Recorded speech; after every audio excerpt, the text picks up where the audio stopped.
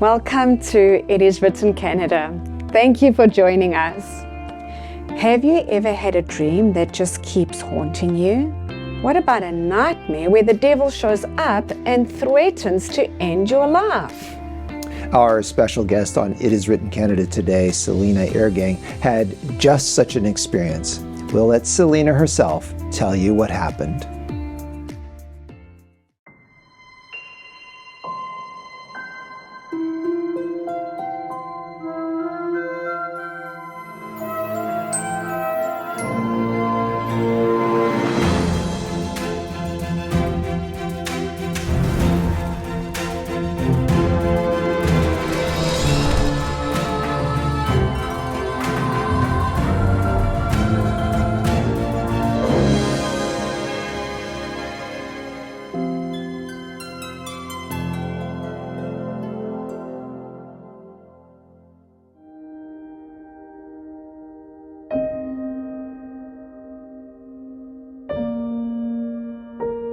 My name is Salina Irrgang. I live in British Columbia, Canada.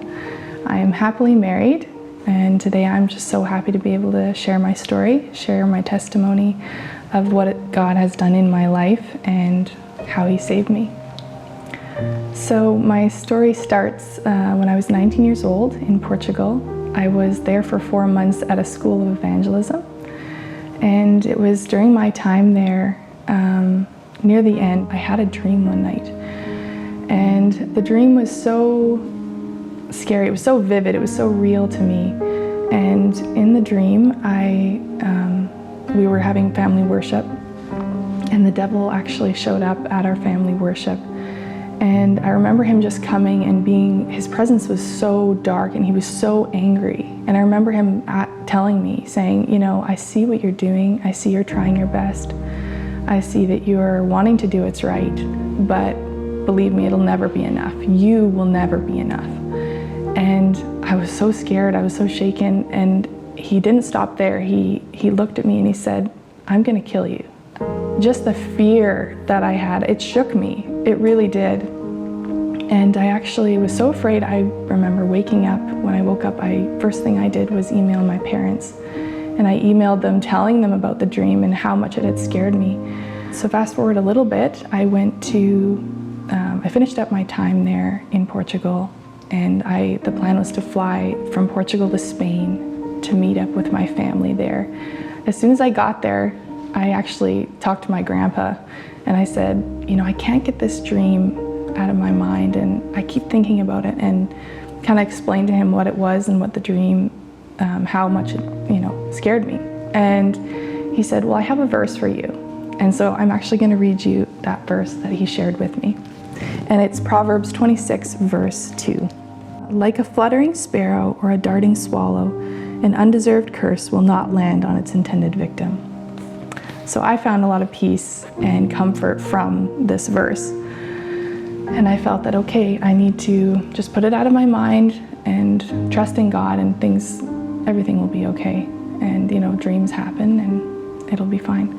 So it was the day I was supposed to leave from Spain to Germany. But the day of the flight, like the day I was supposed to fly out, I got very sick.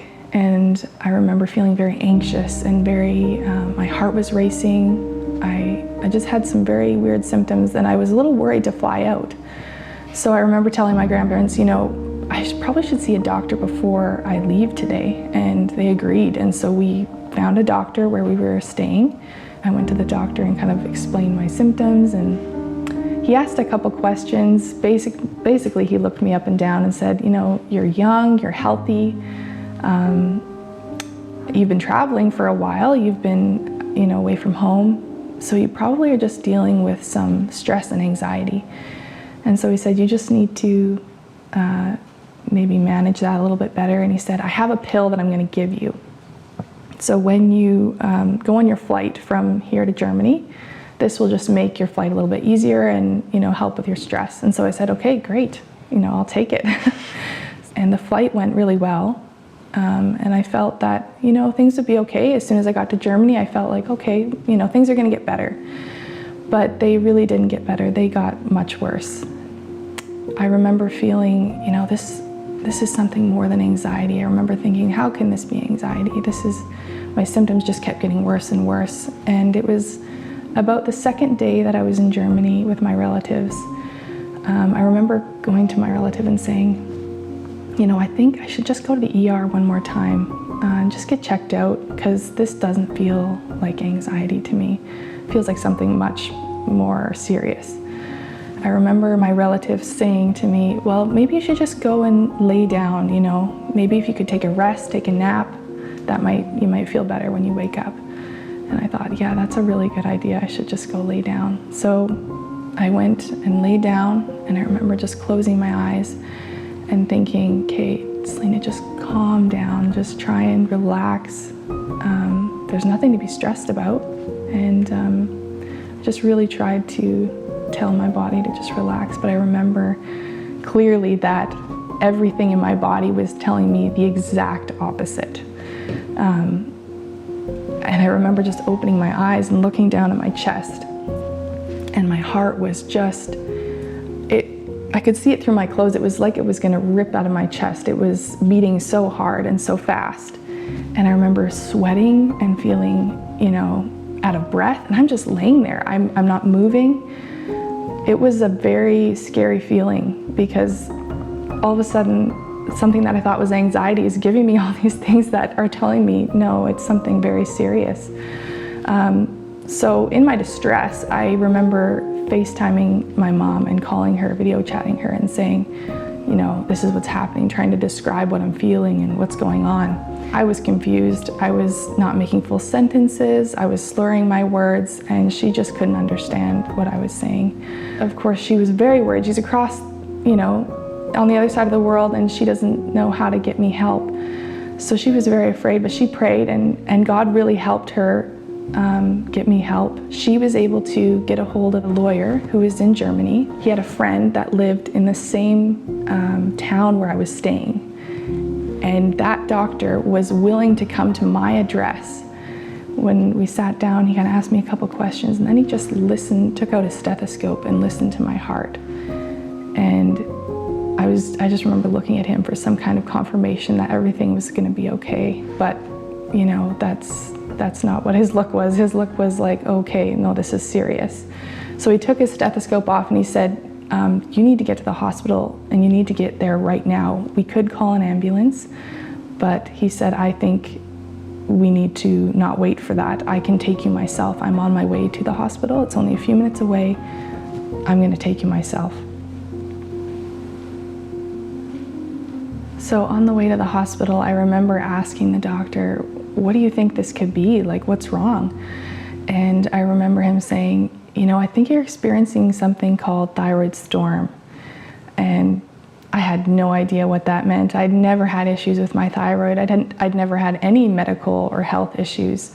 So this was all very new to me. But he basically described that my thyroid, what happens is your thyroid is an organ in your throat, and that the hormones sometimes can leak out, and in certain cases it leaks out a lot, and basically your body gets the wrong messages and starts attacking itself, basically. So my body was going through what was called thyroid storm. So as soon as we got to the hospital, he just put me into a little back room. We went through the back, and I could just hear him speaking German to the other doctors and nurses in the back, saying, telling them the situation, and then they're coming in the room and hooking me up to all kinds of heart monitors and IV medicine, and basically, just hooked me up and got me in a bed and sent me up to ICU. I just remember feeling so alone and so afraid, and I couldn't help but think back to that dream that I'd had, and I couldn't help but think, the devil's fulfilling his promise to me, and this is it.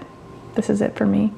And I remember being so afraid in that moment, and so afraid that night, and so alone. But of course I wasn't alone.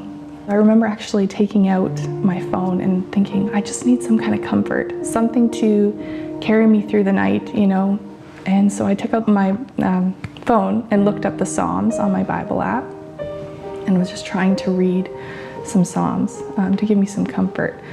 But I remember just looking, trying to read, but the words were fuzzy and they were jumping around, and I was just still so confused and not fully well, right? So I just couldn't read. It was very discouraging because I thought, oh, I just need this for comfort, but I couldn't read. So then I remember thinking, okay, well, I can listen to music. So I took out my phone and typed in on YouTube something like Christian songs for encouragement and hope. And I was able to listen to a bunch of songs there that really encouraged me, and I felt better and more at peace. But there was one song in particular that I remember listening to, and it was a song by the band Sela, and the name of it was I Look to You. And that song brought me so much peace and encouragement through that time, through not just that night, but the next few days. The words kind of resonated with me and what I was going through. And I really remember finding comfort from that. So I was in ICU for 2 days. By the third day, they allowed me to then go to the regular ward. But this is a whole other story of how God worked things out. But my parents, I had a friend who was able to get my parents last-minute tickets to Germany. They were able to be there by the third day.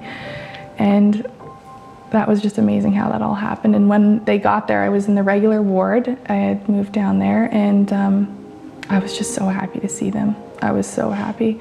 I felt, of course, less alone, and I just wanted to go home. And I remember begging them to take me home. When I saw them, I just remember saying, please take me home. I need to get home. My parents saw that determination, and they really didn't know what to do because they wanted me to get better, and they thought, well, maybe it is important for her to get home so that she can properly heal and recover.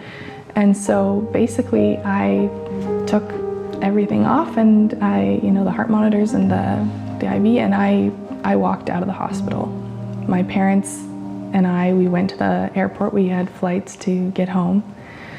But when we got there, the parts of the airport were shut down. There were strikes going on, people everywhere, and flights just delayed left, right, and center. I mean, it was a bit chaotic. And that was very discouraging. I thought, okay, I'm on my way home, and this happens. And so when we get there, there's people everywhere, but as soon as we get there, I just feel so exhausted and so sick, so sick. So I found this open space on the floor, and I was just so sick that I remember just laying down. Really worried and feeling awful. And my parents, they were so worried at this point. They're thinking, what are we doing, So anyway, they helped me get up. They helped me get to a pharmacy that we saw close by in the airport. It was just very close to where we were. So my parents thought, okay, let's try and get her there. So they took me to this pharmacy, and they said, hey, to the pharmacist, can you just take her blood pressure and her heart rate? We just want to know where she's at. And so he took me in to a little side room and took my blood pressure and my heart rate, and he was horrified. He looked at me and looked at my parents and said, you need to get her to a hospital right now. I mean, she's in no condition to fly. And my poor mother, in her distress, she just about was in tears. She said, you don't understand, we just came from the hospital. We're trying to get home. We're just desperately trying to get her home. And I remember the pharmacist just looking at her and kind of listening to the whole situation. And then I remember him just looking at her and saying, okay. And he went to the back of the pharmacy and came back with a small bottle of pills. And he gave them to me. And he said, every time you start feeling sick, feeling like you're gonna, go downhill, he said, just take one of these, and that should hold you through. And then I remember him looking at me and saying, I hope you make it home. We tried to pay him for these pills, of course, but he just refused. He wanted to give them to us, which was so amazing. Anyway, so he wished us luck, wished us that we would get home safely. And I did take those pills. I took those pills 3 or 4 times, that flight and the next flight and in between, and I did make it home. And it was amazing to be home. I just remember feeling so relieved when I got home. Of course, the doctors wanted to see me right away. They wanted to get things under control. They did allow me to stay home. They did allow me to stay home and not have to be in the hospital, but I just had to be on bed rest, and I was on some pretty heavy medication just trying to keep my heart rate under control and the thyroid levels under control as well. So it was a miserable few weeks, just kind of recovering from all of that, but I was just so thankful to be home. And when I got there, my doctor was away at the time, so there was a lady doctor who was standing in for him, and she said, I just am so curious about those pills, she said, and I'd like to take them if you don't mind, and kind of do some research and figure out what they are, and then give them back. So I said, of course, yeah, take them. So she took them, and I thought I'd hear from her in a couple days, but it was about a week later that she called back, and she said, you know, this is the craziest thing. She said, I have researched, I have tried everything to figure out what these pills are. And she says, I have no idea what they are. To be honest, it's like they don't exist. And I remember thinking in that moment, wow. And I remember thinking back to the beginning of where, you know, I started feeling sick and how God led me through all of that and had really taken care of me, even though I had been stubborn and in my own stubbornness wanted to get home. But he still looked after me and brought me home and took care of me, and it's just amazing. And I remember thinking, wow, God, you're not just God, but you're my God. I'm important to you, and you have a plan for my life.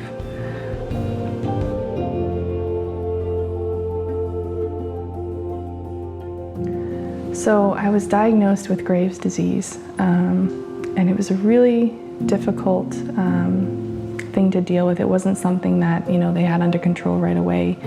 It was actually quite a few months even after I was dealing with really being so sick I sometimes couldn't get out of bed. It was kind of this balance between being so tired, so exhausted that I couldn't get out of bed, and between not being able to sleep, my heart racing, tremoring, sweating, just like going through, my body just went through a lot, you know, and it was just hard to manage, and the doctors were really just trying to manage the hormone from keeping it from leaking and keeping all the numbers, you know, leveled out, but it was really difficult. And it was actually 6 years that I dealt with this, just trying to balance everything out. I remember going to naturopaths. I remember trying to do lifestyle changes and diet changes, just trying to do everything possible naturally that I could to heal my body and in hopes that it would bounce back. And there was some hope. The doctors had told me, you know, if I did, you know, everything they said and really tried with diet and stuff, it could happen. But it was a real struggle, and after 6 years, you know, it was just enough. My body was just done. I had gotten married, and for 2 years, my husband did know that I had Graves' disease, and I had kind of explained to him that the doctors had told me that I possibly, because of everything my body had gone through, possibly couldn't have children, which was very sad to me because it was my lifelong career dream to be a mother, and that was what I'd always wanted to be. And just because how amazing my mom was, I remember always wanting to be a mother and hoping to get that opportunity. So I was very sad, very broken about that, but I remember mentioning to my husband, I said, I don't think it's possible. It's hard to know for sure, but that I will be able to have kids. And what an amazing guy he is. He was okay with that. He just loved me, and we wanted to make things work. So it was amazing. We got married, and for 2 years he actually went through some of this struggle, this Graves' disease struggle with me, where I was really not well.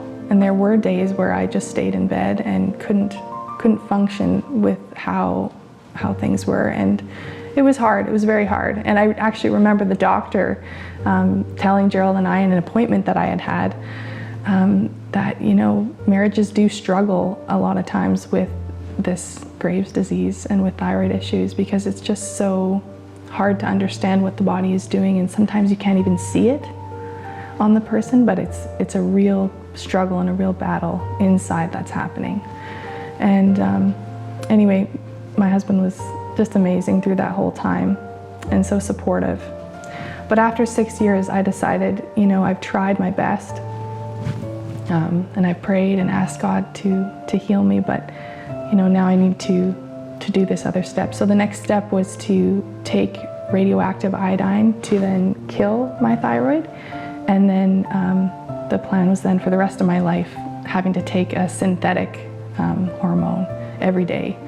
So it was a big commitment. It was something that I didn't want to do. It was a permanent thing, but I tried so hard for so long. I figured, you know, I just needed to get better. I needed to really feel better, and this was my last shot, really, of feeling more normal. So I did that. I went to the doctor and got the radioactive iodine, and it was just before I went, the morning before I went in, my mom came to the house, and she knew how sad and discouraged I was over this whole thing, because she'd watched me struggle through the whole 6 years, and it was hard. But she came to the house and she had a little picture that she'd gotten for me, and it was of a little girl sleeping in her bed, and Jesus just watching over her, just standing there and watching over her, protecting her. And it was such a beautiful picture. I actually still have this picture, and I framed it, and it's beside my bed, and I still have that there, just as a reminder of how God sees me as his child and takes care of me and watches over me. But what was so special is on the back of this picture, Mom had just written this Bible verse, which is a very famous Bible verse. It's Jeremiah 29:11, and it's, "I know the plans I have for you." And she had just written this verse, but this verse had come up in my life previously so many times. You know, at my graduation, at my baptism when I was 10 years old. I mean, there were so many different times where this Bible verse had come up. Yes, it's a famous one, but it felt like the amount of times that it had been given to me specifically, I felt like God was this verse was for me and for my situation.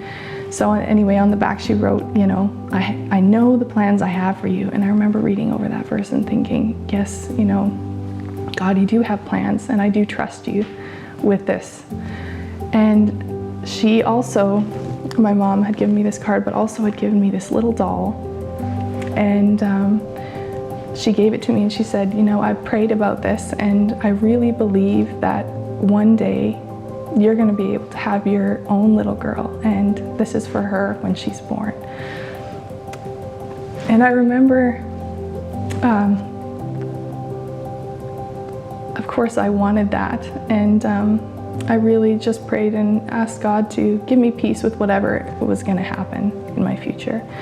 So I did take the radioactive iodine. I had to be away from my husband for 2 weeks. I had to be alone, isolated during that time, just because you know, it's dangerous to be around people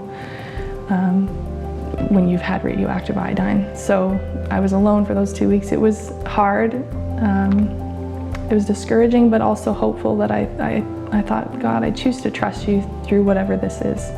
And through, even though this may end up where I don't want it to go, but I trust you. So anyway, it was about a year later, I found out that I was pregnant, and I gave birth to a little girl, a beautiful little girl, and it was just such an amazing moment, especially when I found out it was a girl, to think of how much God cares about me. He cares about my hopes and dreams, and He does have a plan for me. It was amazing, and not only did I have a little girl, I also had a little boy, so I have 2 children. And I know that they're just direct gifts from God and God's way of showing me how much He loves and cares about me. So I just wanted to close by sharing this verse and reading it again, which is Jeremiah 29:11. For I know the plans I have for you, says the Lord. They are plans for good and not for disaster, to give you a future and a hope. Oh, how Salina's heart was filled with overflowing joy and love when she had her precious baby girl. What a miracle! Isn't God so very, very good? In the Bible, Jesus declares, "Ask and you will receive." Throughout Salina's life, she had faith in the promises of the Bible. She trusted those promises for herself. God had become her God and not just the God of her parents or the God of her church. He is your God too. He walks with you and talks with you. He loves you. He is your God now, right now. And He is your God throughout all the ceaseless ages of eternity. So can we invite you to commit to praying and reflecting on all the times that God has been there for you, and perhaps you haven't acknowledged it. Look back and thank Him, and then look forward and, just like Salina, claim His promise to you personally. For I know the plans that I have for you, says the Lord. They are plans for good and not for disaster, to give you a future and a hope. The only thing in our world we can truly trust is the Word of God. And God invites you to also prove for yourself the reality of His Word and the goodness and truth of His promises. He invites you to taste and see that the Lord is good. Our free Bible study guides will help you to experience for yourself the reality of God's holy word, the truth of His promises. You will see how the Bible has verifiable answers to all your questions. We would like to send you our free Bible study guides to give you practical answers that make sense, giving you the assurance that you belong to your Heavenly Father, who loves you with an everlasting love. Before you go, we would like to thank all of you who have supported the ministry of It Is Written Canada with your prayers and financial contributions. Without your support, this television ministry could not have reached so many people for so many decades. Yes, thank you. And we would also like to invite you to follow us on Instagram and Facebook and subscribe to our YouTube channel, and also listen to our podcasts. And if you go to our website, you can see our latest programs. You too can experience the fullness of life that is found in the words of Jesus when He said, "It is written, man shall not live by bread alone, but by every word that proceeds out of the mouth of God."